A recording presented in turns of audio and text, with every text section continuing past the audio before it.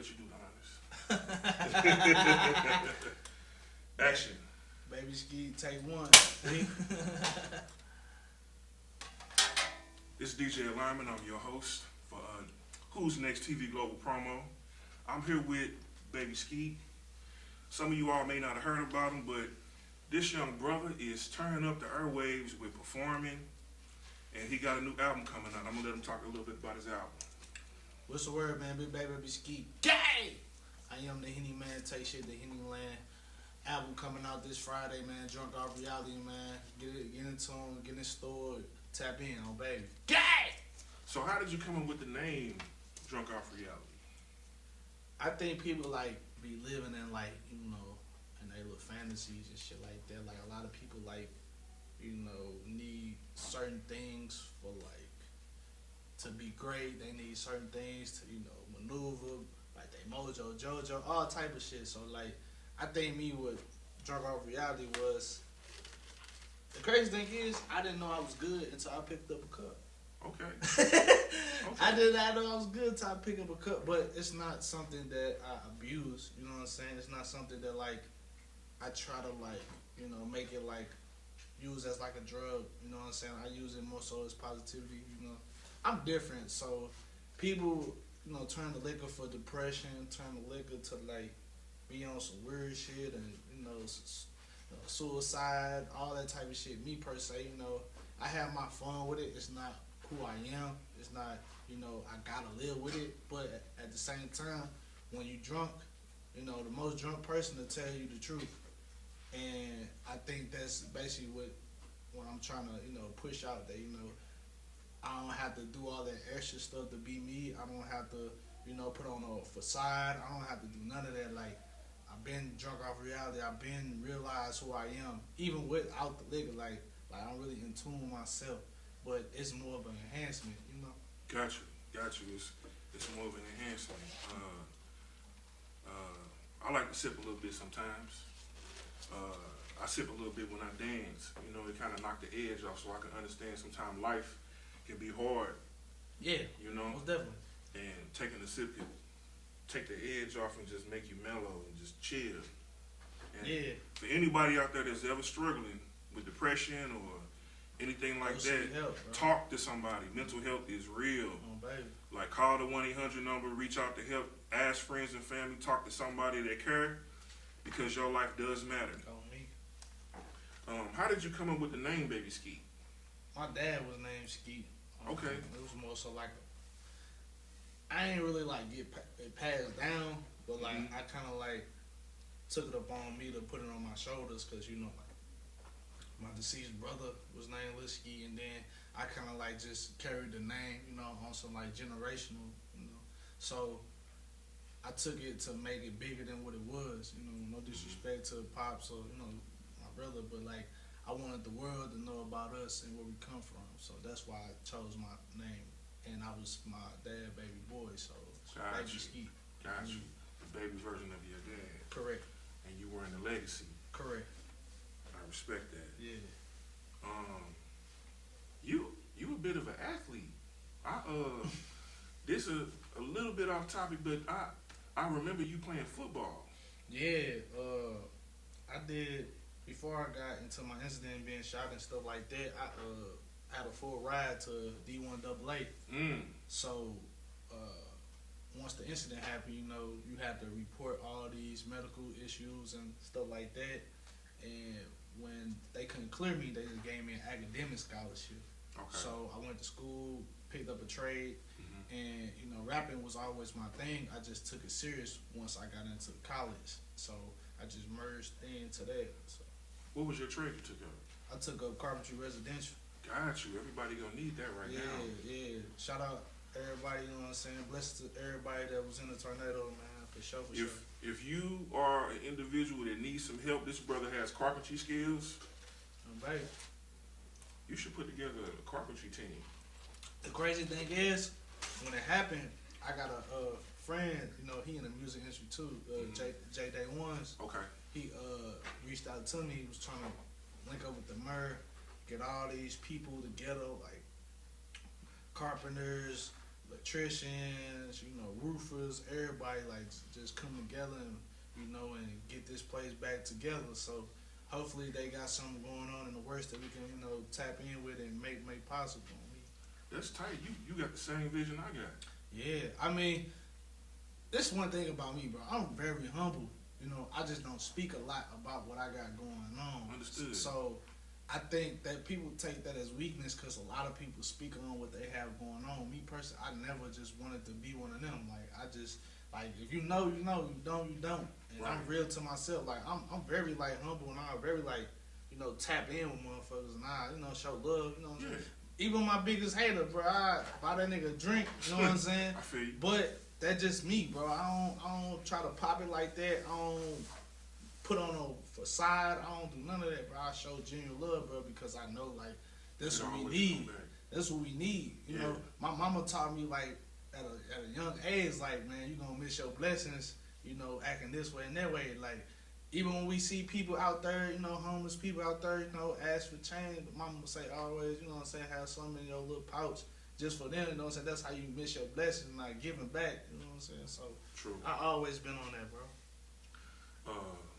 I was with a group of people and we was on Kasu going down Newstead. We was passing out supplies and gifts and water and food and stuff like that, man, and seeing all them houses decimated. I was like, man, we gotta do something to help these people. Yeah, and Go ahead. And it's straight people, bro, that wanna help. That's inside the city, bro. That really wanna put the city back together. I swear, bro, it's so many people from my ranking alumni that hit me up. It was yeah, bro, we need to get all these carpenters together. We need to get all these type people together, bro. We need to link up with the mayor and get just get it back going. And St. Louis is kind of a weird place. I don't know if it's more of a internet thing, but we got so many trade and good, experienced people here that's willing to put people's house together back for free. You know what I'm saying? Even if they, put a big tarp, this, that, they willing to, spur their time to give it to your situation. So people gotta keep in mind of certain things like that. Yeah, that's true. There is a whole lot of people that's willing to help.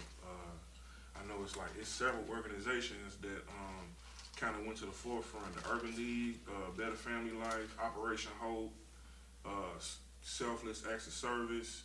I know it was a few other music artists that I know of that was boosted to the ground. Thizzle, he was outside on the west side, and Tef Poe, he was on the north side. So it's a lot of music artists. Yeah, people that's tapped in. Yeah, cause it's people be feeling we ain't got no guidance here. People be feeling we ain't got nobody we can run to in this bubble. So that kind of be hurting certain people, that's got a type of motion or got a type of buzz here. They y'all reach for help outside of St. Louis. Why don't y'all help ask for the help in St. Louis? We got all type of technical colleges and all that people that straight went to school for these type of things that's willing to, even if they gotta make that little extra money or make that little extra voucher to straight put the city back together, and y'all straight just reaching out somewhere else. I think it's gonna happen from multiple sources. I think somebody real wealthy gonna come out with a way to get all the materials, and all the people that got the skill sets gonna be able to use their skill set without overexerting themselves and fix the houses block by block. That's what I really want to see. Yeah, and it's money come into play. A lot of situations and stuff like that. Licenses and certificates, all type of scenarios still got to be put in place. So it's not gonna happen overnight, but the effort of trying to be trying, it's gonna work out for the best. We're gonna put it in God's hands. Yeah, definitely God. When did you start doing music? I think you said college. Yeah. So before my brother passed, we had a conversation, and he was he wanted to do the singing, and I was gonna do the rapping. But we've been around music since since I was 3 years old. I was rapping at my dad's wedding. So okay. I've been around music.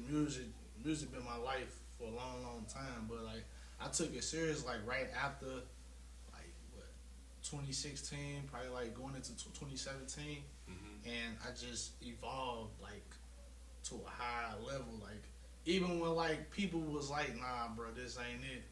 Like, nah, for real, I had to go through that because I knew I had it in me. I just had to find it. Yeah. I just had to break a barrel, and you know it take, and that's one thing about me, bro. It take a certain situation or a certain people around you to be like, nah, bro, to build that hunger and build that motivation. Like, man, I got me.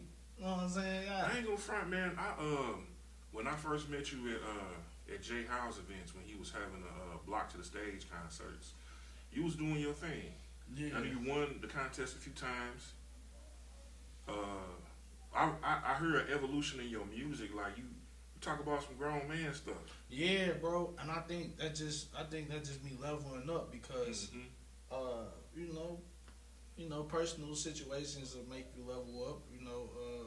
Life situations will make you level up, and it just start to just bleed into your music. And on top of that, like I done been in situations where like I was the underdog. I done been in situations where like I'm the fresh fish. I'm the red shirt on the block. Like, you know what I'm saying? I done went in situations where like we doing a contest and a month bring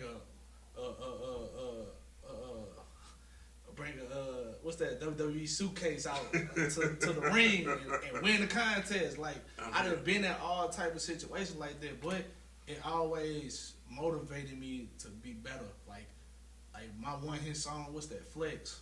I was at a shout out Kizzy and Flight.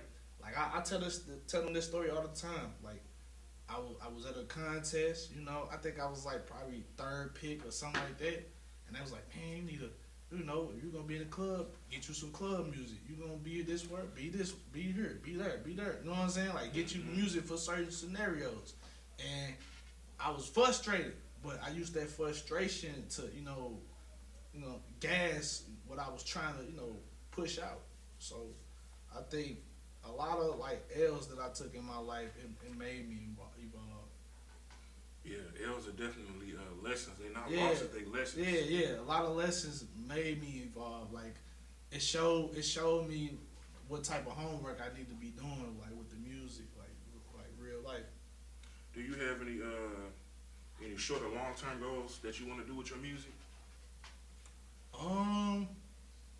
Right now, I'm dealing with DJ Robbie Rob. Shout out DJ Robbie Rob. We trying to put something together to where that long term, I'm gonna be me with 50 to get some stuff going. I ain't gonna merch it like that, but we had some talks. Short term, I just wanna keep elevating on the music, like. Okay, build your catalog. Yeah, I want to get to a point where like I know like I got my shit down pat. I want to know like this what it is. Like if it's ass, it's ass. So that means I need to get to the drawing board. Like that's what type of time I'm on because I know that I done built my catalog up to a point where like I can hear like you said, I can hear the elevation in every song I do. Yeah. You know what I'm saying? Even like the ears, all that, like I be on it. Like I be on it more than the engineer be on it. So that's big to me, like for real.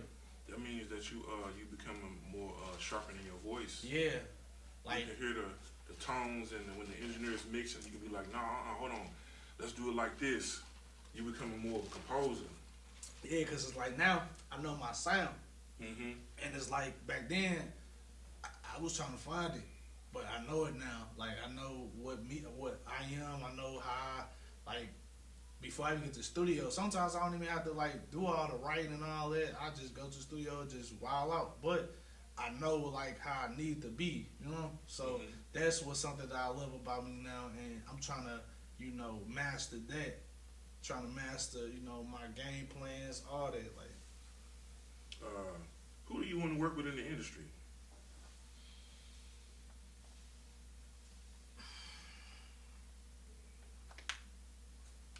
If you can wave a magic wand right now and this interview can reach the person who you wanted to reach, who would you want to work with in the industry? One person I can say off top is Wayne. Lil Wayne? Yeah. I just feel like because when you get around a person like that, and it ain't gotta be specifically him, I think it's more so the bar that's being set. Like when you gonna get on the song with a person like that, you have to set the bar high. And I love that. I love feeling like I'm an underdog on a feature. I love feeling like I'm an underdog on a song because that made me work harder. That made me get into my bag more. That made me like pull out the magic hat and pull out some tricks like that. Like there's love. Like I don't like being in the studio bored. Like I'm just throwing bars together. Like I like real like yeah, motherfucker, he snapping. All right. You know what I'm saying? You know, you gave me a good visual of how that actually would look. I could see you traveling down to like Louisiana or California. Yeah, and the crazy thing is, we was just doing some stuff with Chopper City. Shout out BG, you know the whole Chopper City. We were just down in Miami with Chopper City, and you know, they already was like, yeah, bro, you got that sound, like you got this. But I grew up on them. Like I straight grew up on them. Like I think when I was in diapers, I was watching the Hot Boys, Block is Hot. Like it was everywhere. Yeah, like I was already like growing up on them. So I think it did kind of like rubbed off on me. No Diddy, like you already. but now though, like it kind of I already grew up on them. So as me going through my stages of life and watching Wayne, you know, grow up and watching him do this and do that, like that'd be dope. That'd be hella dope. I think that would be dope because Lil Wayne, I heard that he don't write his lyrics down. He go straight off the dome. Yeah. And in order to go off the dome and put bars together, like you have to have you using a whole different part of your brain. Like that part of your brain is real active. And the crazy thing is, you have to really have a I don't give a fuck mindset. Cause if you think about it, like if you really thinking that hard, that means you care about what you about to say. So if you punching in and clocking everything, that means whatever you saying, you really don't give a fuck. You just coming right out. The words is coming right in it, and you arrange it, and they coming right out. Yeah, like you just don't give a fuck. So you definitely would be a wordsmith. Yeah. Wordsmith, a dictionary, like you real life have to like straight have that type of gem. So, are there any producers that you heard about that you want to work with? Man, I'm working, bro. I ain't really got no specifics. You know, I would want to work with a lot of like people from the city, like Chop. You know, what's his name from the city? DJ Chop Squad? Yeah, Chop Squad. DJ Chop Squad, go. I rock with him. Metro Boomin, I'll work with them. You know, I ain't gonna, be too specific on the specifics like that, but yeah, I definitely try to work with them. Like, they dope, in their own way. Like, they dope enough to where, like, they not labeled as St. Louis, but they St. Louis, Right. Like, you wouldn't tell. That's how good they is. They got a dope sound. They're from St. Louis, but they got an industry sound that travel. Yeah, so it's global, not local. Right. When I hear your voice, I hear like if I was able to put you with somebody, when I hear your voice, I would want to hear you on a bounce track from Manny Fresh because of Lil Wayne, and I would want to hear you on a DJ Drama beat because DJ Drama did some stuff for Jeezy when it first came out. And them horns and that 808 and that sound was something like, where did this come from? You know what I'm saying? Yeah, I ain't gonna lie, DJ Drama one of them too. Like he a legend in that Baby, especially for like all the like South industry, artists and stuff like that. He done paved the way for a lot of mixtape. He had the blueprint for a while. You know what I'm saying? As far as like, he still got it. He still got it. He's still working with big names to this day. Like, what was the last one? I think he just did one with YB. I think that was his last one. But just the sounds and that mixtape feel, he definitely got that. Is there anywhere you would like to perform? So kids, we be at Rolling Loud, right? We at Rolling Loud. Yeah. Rolling Loud, oh baby. You gotta do that, oh baby. Yeah, that was Have you ever thought about performing like at the Shea Fits of the Enterprise? Oh yeah, definitely. My label mate did that with Kodak Black. Got you. What's that? What did that with Kodak Black? Yeah. Kodak Black, Soldier Boy, something like that. Yeah. Man, that's a massive amount of people. I was behind the scenes doing some stuff when Kirk Franklin came to town, and it was probably about like 10,000 people in the Shea Fits or more. I was on the stage, like literally, if he sweat, the sweat would drip right on my forehead. That's how close I was with the cameras. That was amazing. But like being in the Shea Fits arena, and that's on Slough campus, that's like right around the corner. I ain't gonna lie, with that many people, bro, like I wouldn't know what to do. Like I'll be like more, I'll be more excited because it's like you getting all these people, bro, just for your little seconds that you on here, bro. You gotta go crazy and you gotta leave a stamp because you know any little it's gonna be talked about. So. Treat it just like how you did when you was performing at the Ambassador at the Block to the Stage concert. You was being yourself. You was having a good time. People felt your energy. Yeah, like, bro, man, I think that type of stuff dope, bro. Like, type of shit dope, bro. Like, me personally, I don't really like be dwelling off like how many people. You know, I have fun with my shit, man. I real life tune shit out. Like, I real life like lock in. So like, even if I don't give a fuck if it was a million people, I think me just off my aura alone, like it just gonna do what it do. So. You know, I'm gonna have fun. I'm gonna do my job. I'm gonna clock in. I'm gonna clock out, and I'm gonna do my best to, you know, put on a show. What was it like when you got signed worldwide? How did you feel? I ain't gonna lie. I think around that time, and no disrespect to nobody else, I feel like that the baddest nigga in St. Louis. I felt like I was I gotta that give nigga. you. I gotta give you your flowers on that one, brother. I seen the grind. Cause around that time, like it was a lot of like DJs trying to sign me, trying to override my shit. It was a lot of, you know, labels and all type of shit that was trying to override my shit. Bro, like I was talking to bro about it. Like he was like, man, do it, shit. We 10 toes.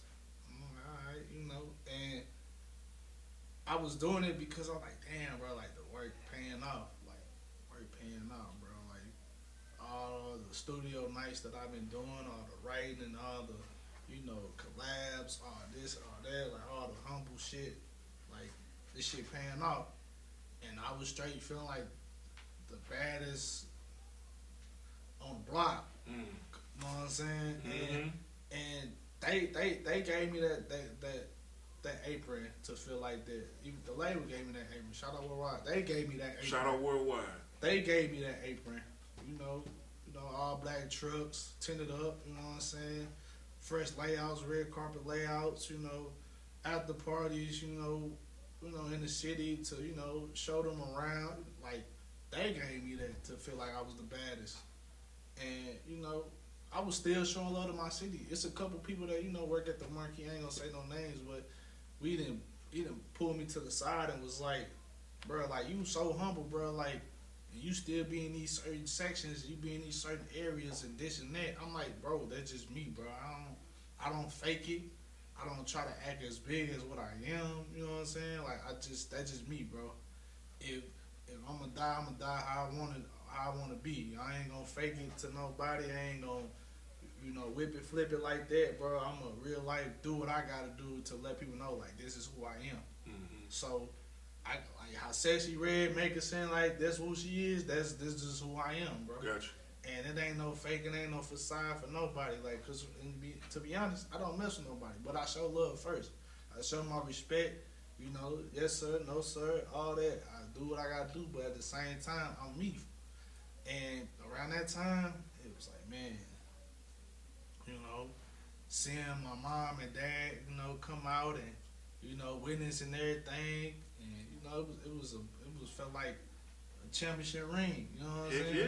Heck yeah. It felt like a champ ring because it's like first in the family to do a lot of stuff. So it's like, yeah. Their legacy. Yeah. Yeah. And that's something that, like, you know, I can just pass on. With the experience. With the experience. How can people get a hold of you? Man, they can follow me at BABYSKEET. That's on all platforms. Baby Skeet, Big Baby, the hottest in your city. Drunk Off Reality this Friday, June 6, 2025, man. And we at Pops with Blue Experience. What's that? June what? 21st. We gonna be going live in effect. Let's go crazy on baby. This is DJ Alignment with Who's Next TV Global Promo. Nerve DJs, Streets Most Wanted DJs, signing off with Baby Skeet. You can catch my Instagram at Who's Next TV Global Promo. You can catch me on Facebook at DJ Alignment. You can catch me on Facebook at Who's Next TV Global Promo. And my phone number is 314-359-5499. I can get you fly. Gang!